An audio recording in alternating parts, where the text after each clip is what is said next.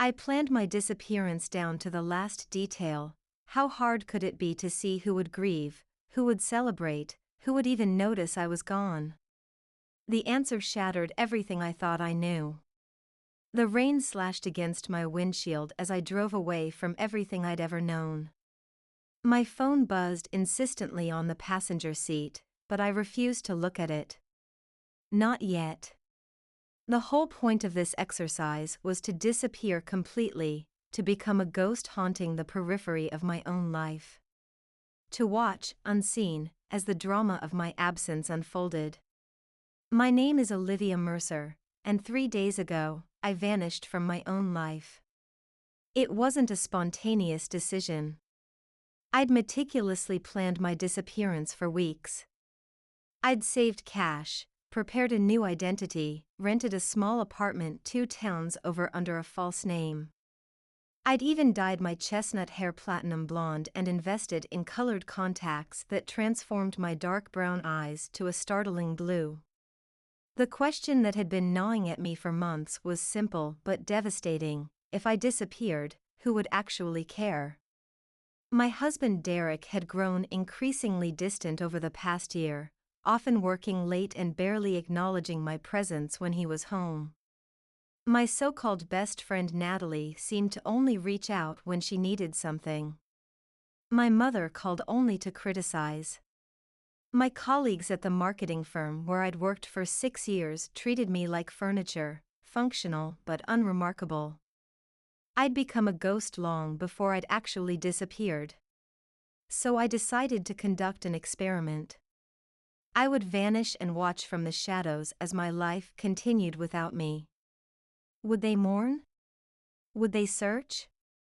Or would they simply move on, confirming my worst fears that I was, in fact, forgettable? I'd timed my disappearance perfectly.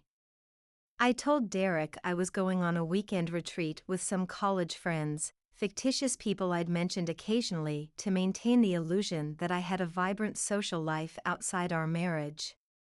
I'd told my boss I needed the following week off for a family emergency. I'd even posted a vague, upbeat message on social media about unplugging for a while. No one would expect to hear from me for at least 3 days. By then, my absence would begin to register. The experiment would begin in earnest.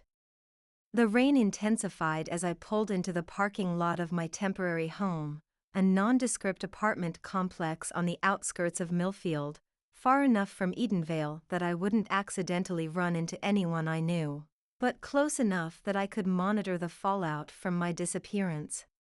My phone had finally stopped buzzing. I picked it up, seeing 17 missed calls from Derek. Interesting. That was more attention than he'd given me in months. There were also several text messages. Derek, where are you? I thought you were coming home tonight. Derek, Olivia, call me. This isn't funny. Derek, your friends say they haven't seen you. Where the hell are you? Derek, I'm getting worried. Please call me. I felt a twinge of guilt at the escalating concern in his messages, but quickly tamped it down.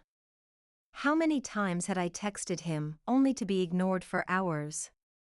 How many dinners had grown cold as I waited for him to come home? This was just a taste of his own medicine. I switched my phone off and slipped it into the bottom of my purse. I had another phone, a prepaid one I'd purchased specifically for this purpose. I would use it to monitor social media and check my email, but no one would be able to track me through it. The apartment was small but functional, a studio with basic furnishings, a kitchenette, and a bathroom. I'd paid 3 months' rent in advance, using cash. The landlord had seemed suspicious but was ultimately won over by the money. I unpacked my minimal belongings and settled in, feeling a strange mix of exhilaration and dread. There was no going back now. I was officially missing. As I lay in the unfamiliar bed that night, listening to the rain beat against the windows, I couldn't help but wonder, when would they start looking for me in earnest? When would they realize something was truly wrong? And most terrifying of all, what if no one really looked for me at all? Morning brought weak sunlight filtering through cheap blinds. I made coffee in the small kitchenette, a far cry from the gourmet setup Derek had insisted on installing in our home. The irony wasn't lost on me. He'd spent thousands on a coffee machine he barely used, yet couldn't remember to ask about my day. I powered up my burner phone and created a fake profile on Facebook, Emma Wilson, complete with a stock photo profile picture of a blonde woman with her face partially obscured. I sent friend requests to several mutual friends and Derek. The curiosity about what they might be saying was overwhelming. By noon, 3 of my friend requests had been accepted, including one from Natalie. People were so careless with their privacy. Through my fake profile, I could see that Natalie had already posted something. Getting worried about my friend Olivia. No one has heard from her since Friday. If anyone has seen her, please reach out. There were a few comments expressing concern, but nothing that suggested real worry. Just the usual hope she's okay and keep us posted.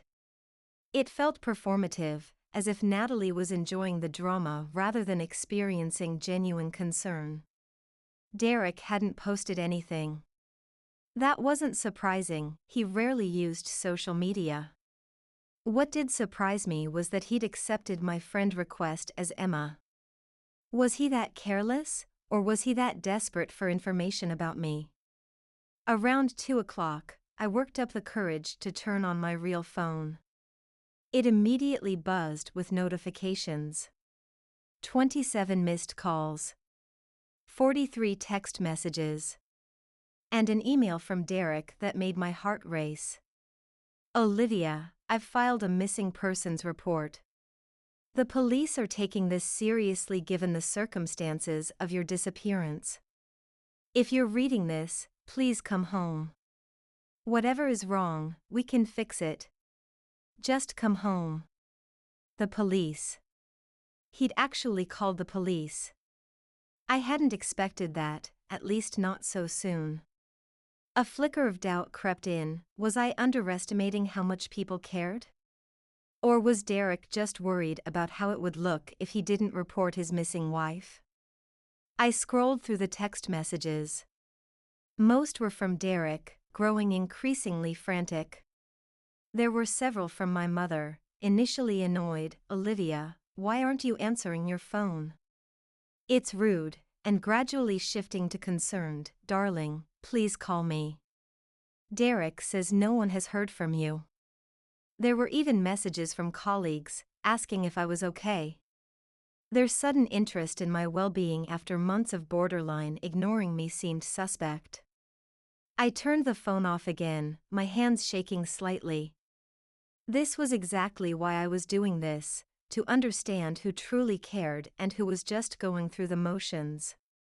But the reality of seeing their reactions was more unsettling than I'd anticipated. I needed to get out of the apartment. The walls were closing in, and my thoughts were spiraling.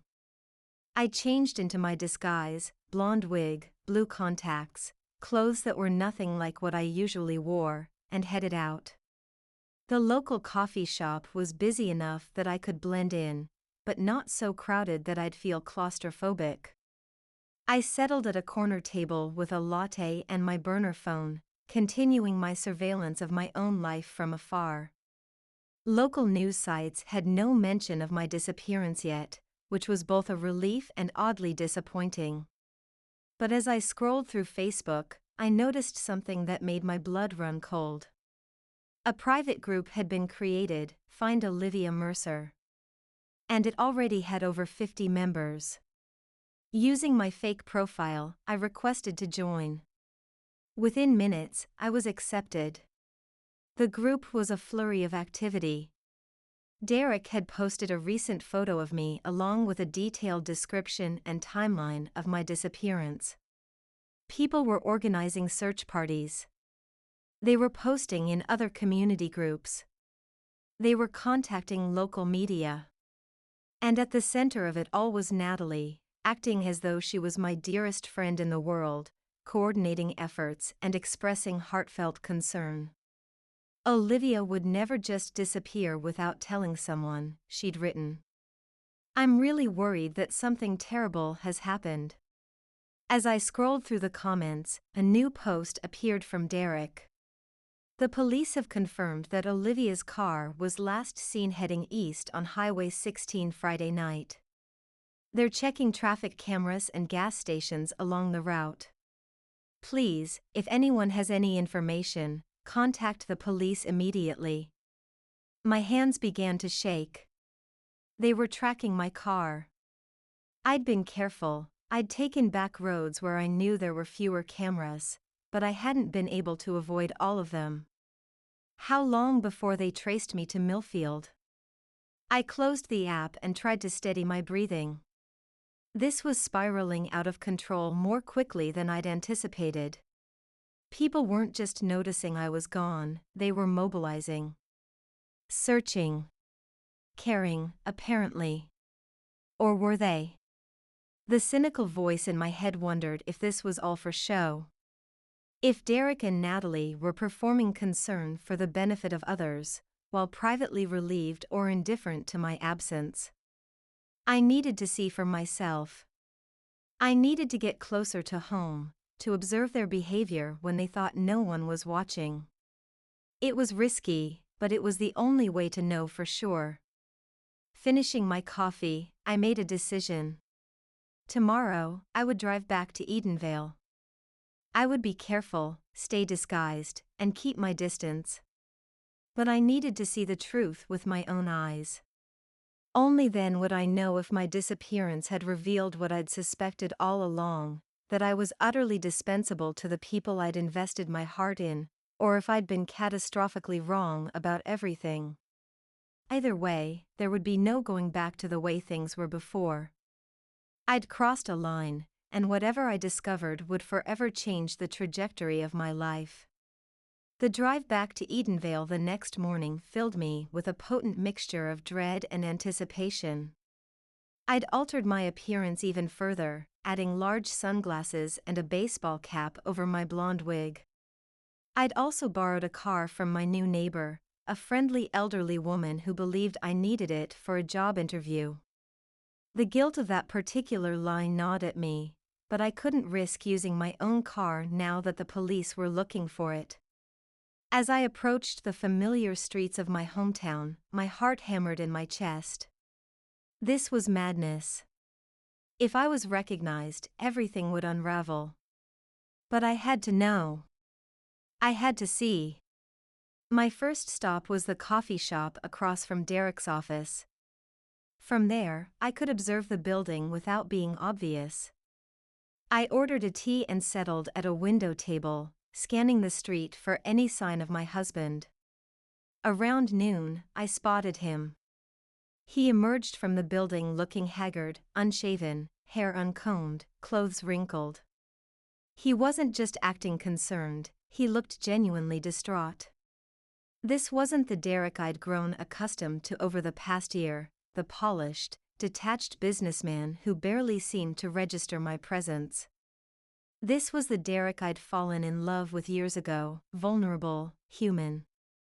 He sat on a bench outside his building, head in his hands. After a moment, he pulled out his phone and made a call.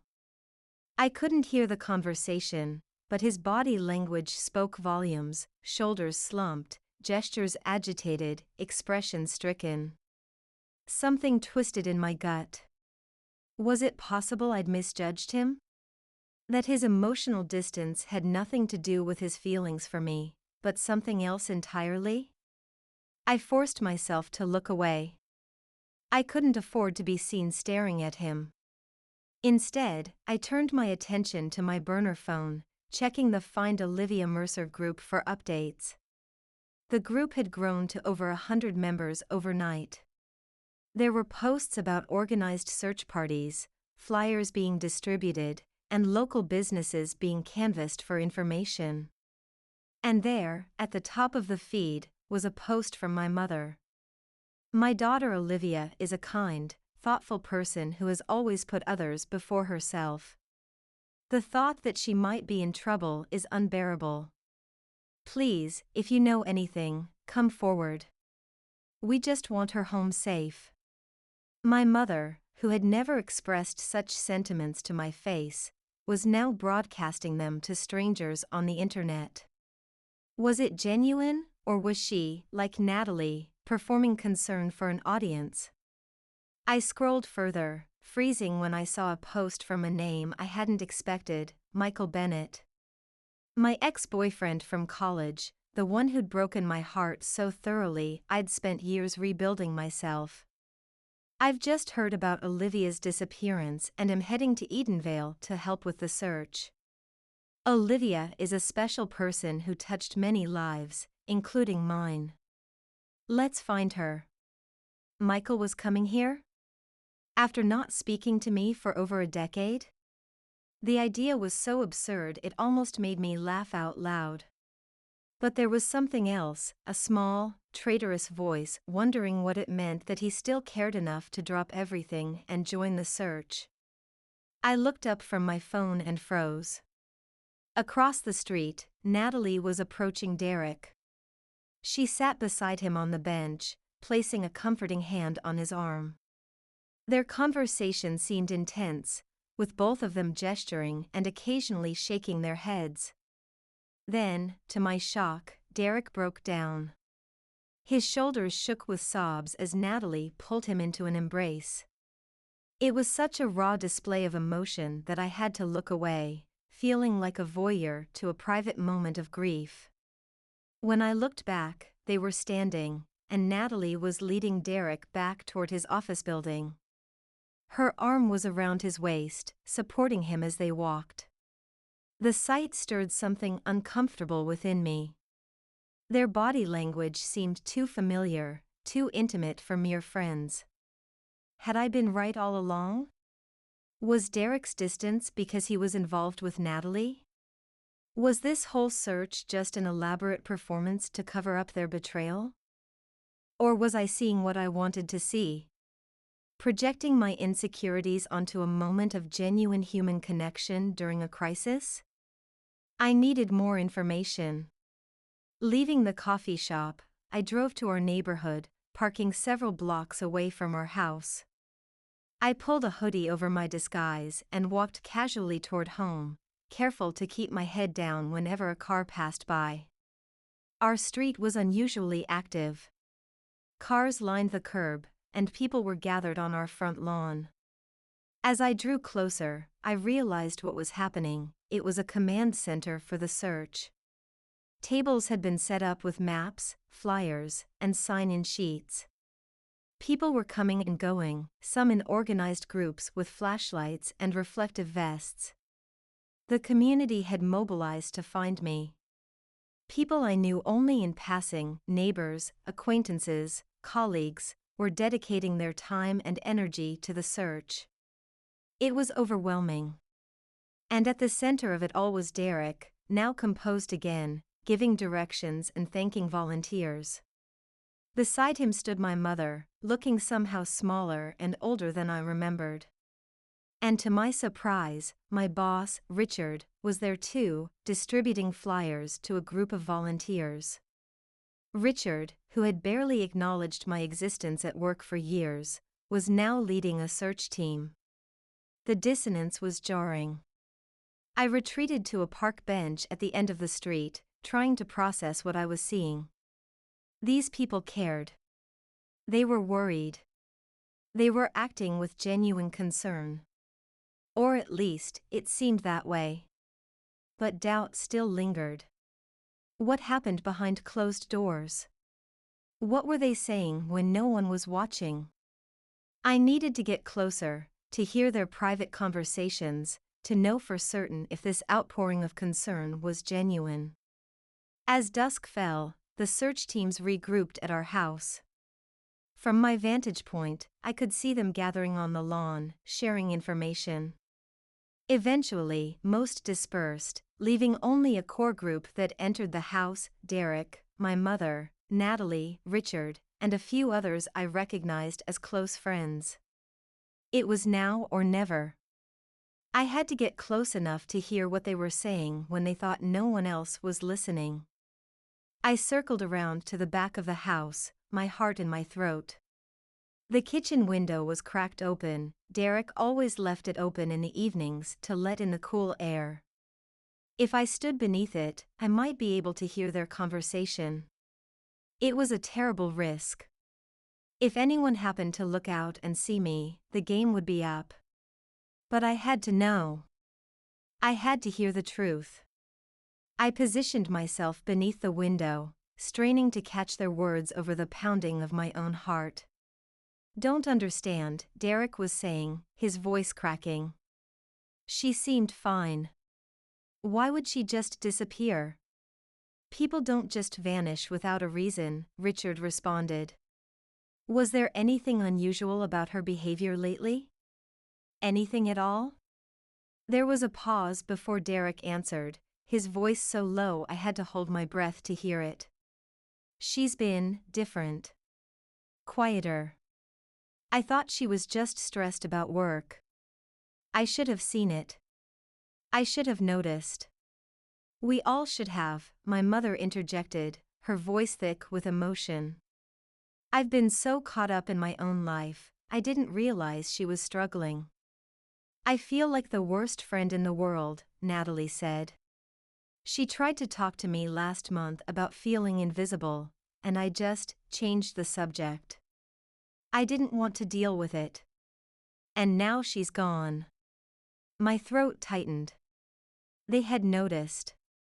Perhaps not enough to change their behavior, but they had seen my withdrawal, my pain. They hadn't been completely oblivious.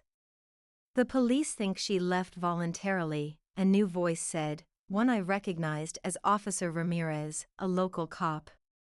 "Her car was spotted at an ATM in Rockford. She withdrew $2,000 in cash." "That doesn't make sense," Derek argued. "She would never just leave. Not without telling me." "Unless she felt she couldn't tell you," my mother said softly. "Unless she felt none of us would listen." There was a heavy silence, broken only by what sounded like muffled crying. "I'd give anything to have her back," Derek said finally, his voice raw. "Anything. I'd tell her how much I love her. How lost I am without her. I've been so wrapped up in work, trying to secure our future, that I forgot to be present in our lives. And now she's gone, and it's my fault." "It's all our fault," Richard said. "We all took her for granted." The conversation continued, but I couldn't listen anymore.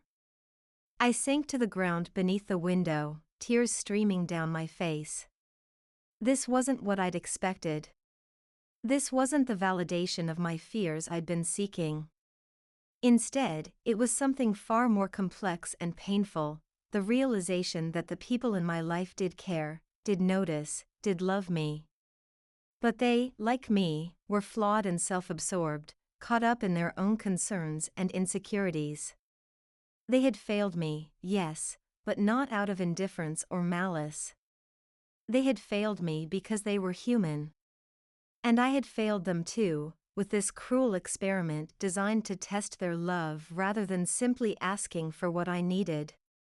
I wiped my tears away, a new resolve forming. This had to end. I couldn't continue this charade, not now that I'd seen the genuine pain my disappearance had caused.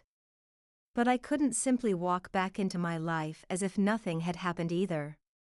The damage was done. The truth was out. There would have to be consequences, explanations, reconciliation. But first, I needed to get away from this house before someone spotted me. As I rose to my feet, I heard a sharp intake of breath.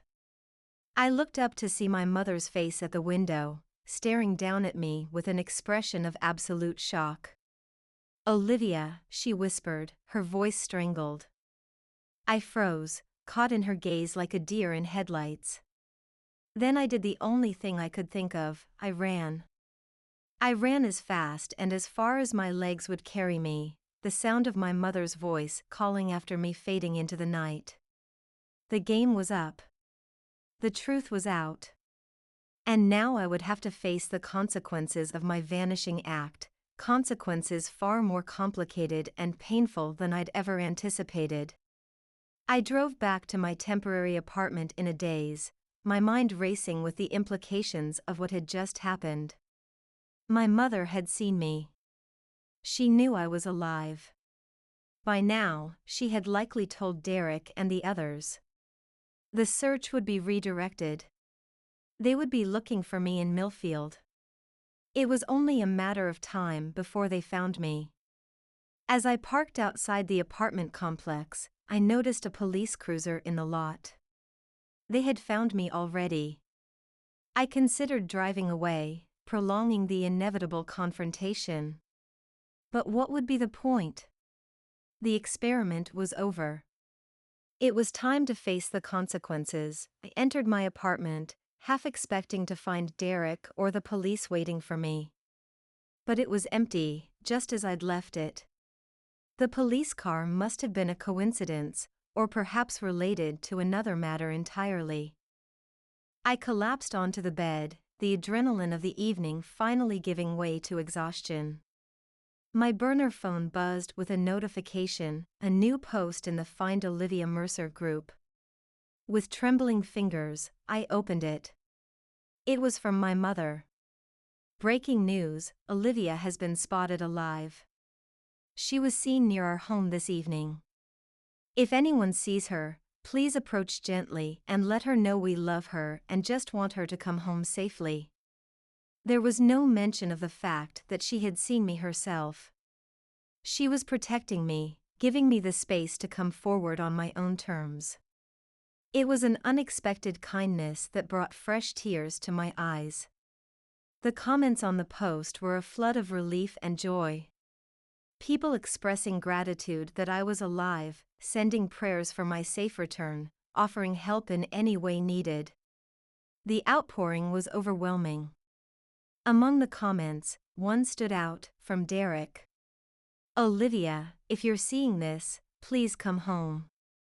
I love you more than words can say. Whatever is wrong, whatever has happened, we can face it together. Just please come home." The sincerity in his words cut through my defenses. This was the Derek I had married, passionate, loving, present. The Derek I had missed so desperately over the past year.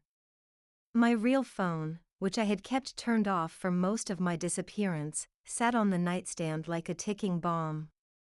With a deep breath, I turned it on. Immediately, it buzzed with an incoming call, "Derek." For a moment, I hesitated. Once I answered, there would be no going back. The fantasy of my new life, the escape from the disappointments of my old one, would evaporate. But hadn't that been the point all along? To understand the truth, whatever it might be. I answered the call. "Olivia?" Derek's voice was a mixture of disbelief and hope. "Is that really you?" "Yes," I whispered, my voice catching. "It's me." "Oh, thank God." He broke down, sobbing openly. "Where are you? Are you safe? Please, tell me where you are so I can come get you." "I'm safe," I assured him. I'm in Millfield." "Millfield?" He sounded confused. "What are you doing there? Were you kidnapped? Are you being held against your will?"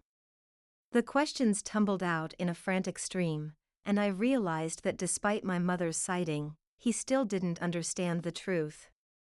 "No, Derek," I said quietly. "I wasn't kidnapped. I left on purpose.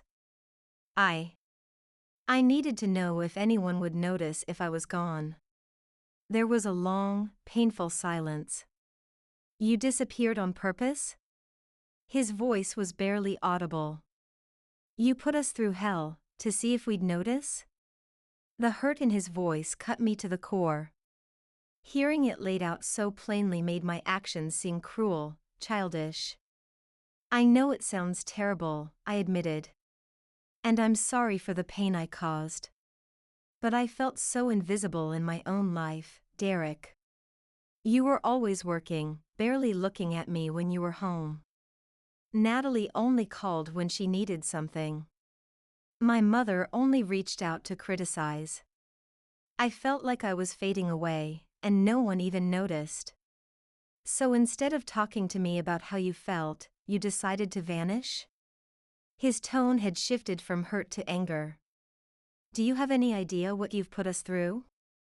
The police, the search parties, your mother's been beside herself with worry.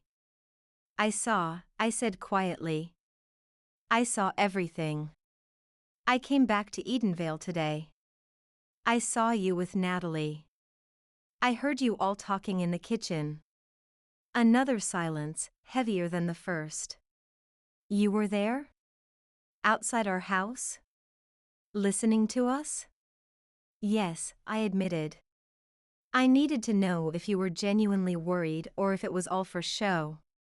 For show? His voice rose in disbelief. You think I would pretend to be worried about my missing wife? What kind of person do you think I am? The question hit me like a physical blow. What kind of person did I think he was? And what kind of person had I become, to orchestrate such an elaborate deception? I don't know anymore, I said truthfully. I don't know who you are, and I don't know who I am either. Everything's gotten so confused. Where in Millfield are you? Derek asked, his voice tightly controlled. I'm coming to get you. I don't know if that's a good idea, I responded. I think we both need some time to process everything. Process? He laughed bitterly. Olivia, you've been missing for days. The entire town has been searching for you. The police have been involved. This isn't something we can just process separately. We need to talk. Face to face. He was right, of course. I owed him that much, at least. And despite everything, a part of me desperately wanted to see him, to try to explain what had driven me to such extreme measures. Okay, I conceded. I'm at the Millfield Apartments on Elm Street. Unit 307. I'll be there in 30 minutes. The line went dead, leaving me alone with the gravity of what was to come. I looked around the small apartment, my self-imposed exile, my escape, my prison.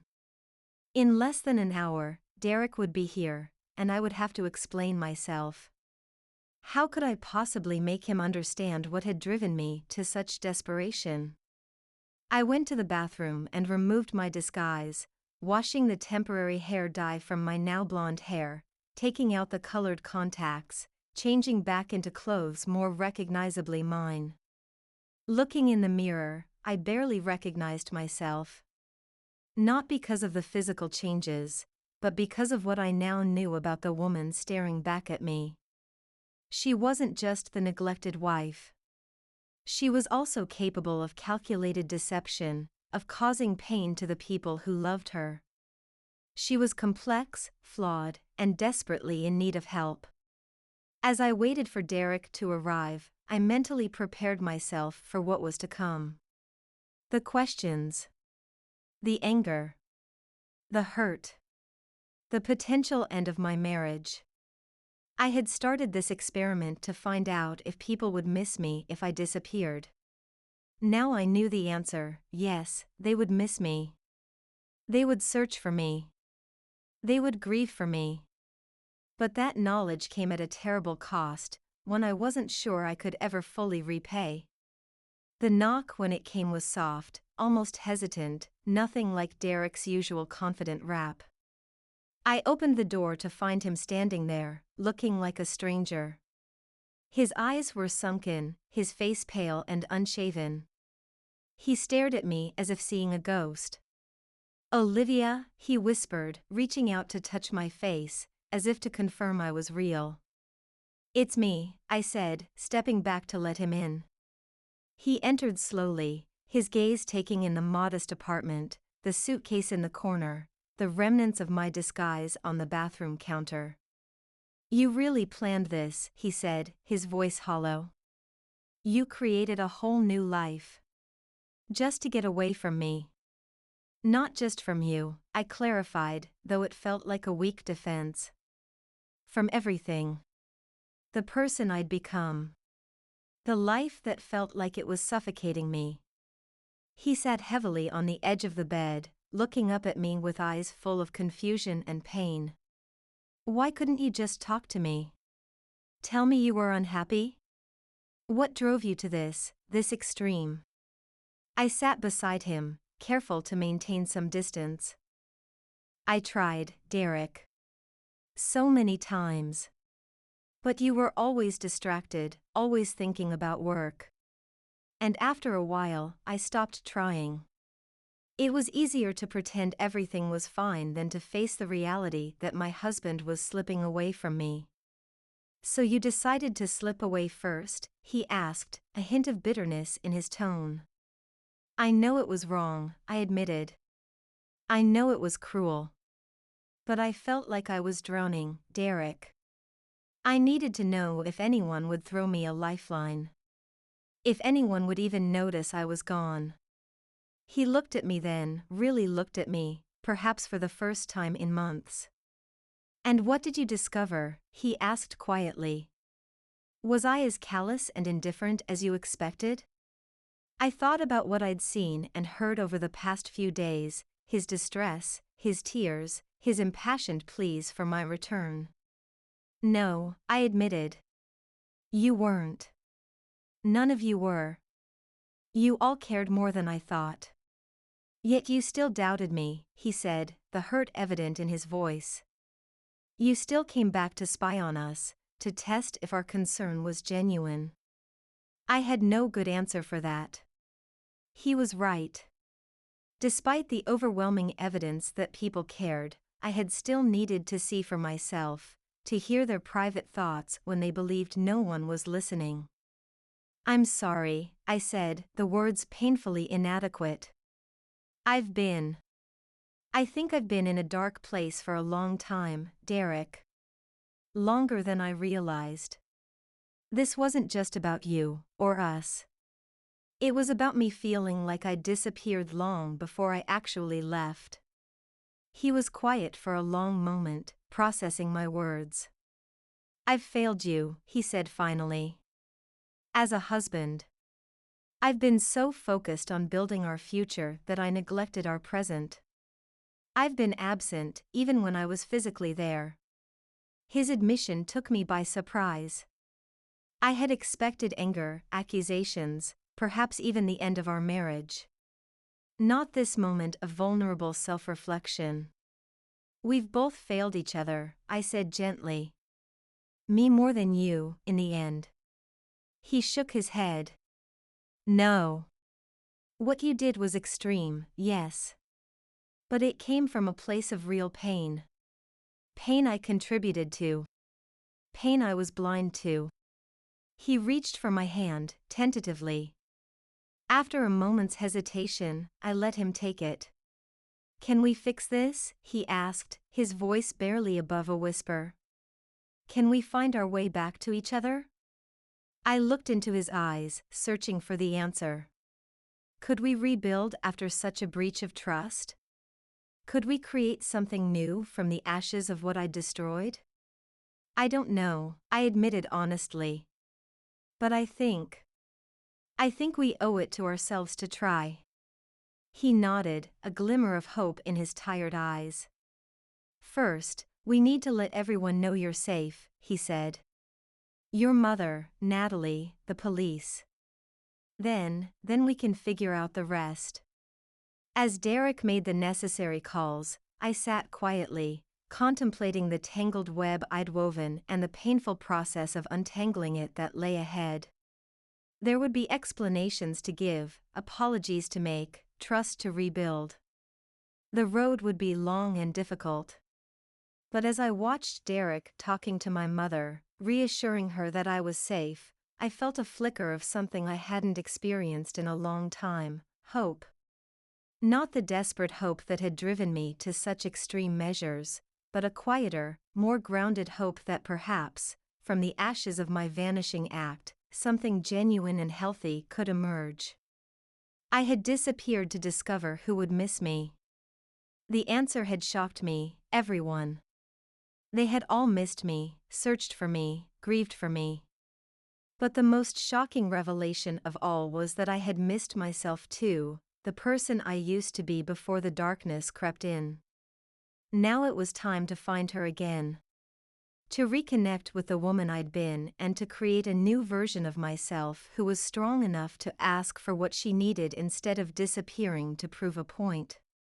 It wouldn't be easy. Nothing worthwhile ever is. But as Derek ended his call and turned back to me, the determination in his eyes mirroring my own, I knew we would try. And for now, that was enough. The next 48 hours were a blur of emotional reunions, painful explanations, and the first tentative steps toward healing. Derek drove me back to Edenvale, where my mother was waiting at our home, her eyes red-rimmed from tears. She embraced me fiercely, then pulled back to look at me. "Don't you ever do that again," she said, her voice trembling. "Do you understand me? If you're feeling lost or hurt, you talk to us. You don't disappear." "I know, Mom," I said, the weight of my actions pressing heavily upon me. "I'm so sorry." She shook her head, cupping my face in her hands. "I'm sorry too, Olivia. For not seeing how much you were hurting. For not being the mother you needed." The police came next, taking my statement with a mixture of relief and stern professionalism. I explained that I had left voluntarily, that there had been no crime committed. They warned me about the resources my disappearance had consumed, about the seriousness of filing a missing persons report. I accepted their admonishment with as much dignity as I could muster. Throughout it all, Derek remained by my side, a steady presence despite his own conflicted emotions. We had barely begun to address the issues in our marriage, but his unwavering support during these difficult conversations gave me hope that perhaps we could find our way back to each other. Natalie came by the house that evening, her face a mask of relief and confusion. We sat in the living room, the tension palpable. "I don't understand," she said finally. "Why would you do this, Liv? Why not just talk to me if you were feeling so alone? Would you have listened?" I asked, not unkindly. "Really listened?" Natalie's eyes filled with tears as understanding dawned. "I haven't been a good friend, have I?"